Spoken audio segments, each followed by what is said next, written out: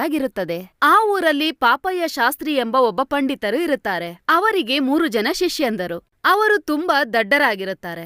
ಮನೆ ಕೆಲ್ಸ, ಅಡ್ಗೆ ಕೆಲ್ಸ, ಆಗಾಗ ಸಾಹಿತ್ಯ ಕಲ್ತ್ಕೊಂಡು ಪಾಪಯ್ಯ ಶಾಸ್ತ್ರಿ ಮತ್ತೆ ಅವನ ಹೆಂಡತಿಗೆ ಯಾವಾಗಲೂ ಅವರು ಸಹಾಯಕರಾಗಿರುತ್ತಾರೆ.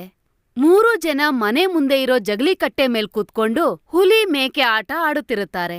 ಆ ಸಮಯದಲ್ಲಿ ತುಳಸಿಯಮ್ಮ ಅಲ್ಲಿಗೆ ಬರುತ್ತಾರೆ.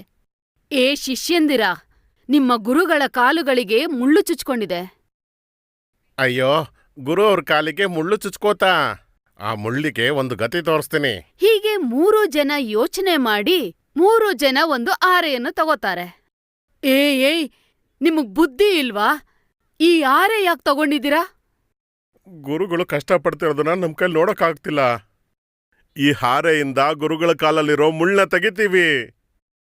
ಆ ಮುಳ್ಳನ್ನ ತುಂಡು ತುಂಡು ಮಾಡ್ಬಿಡ್ತೀನಿ.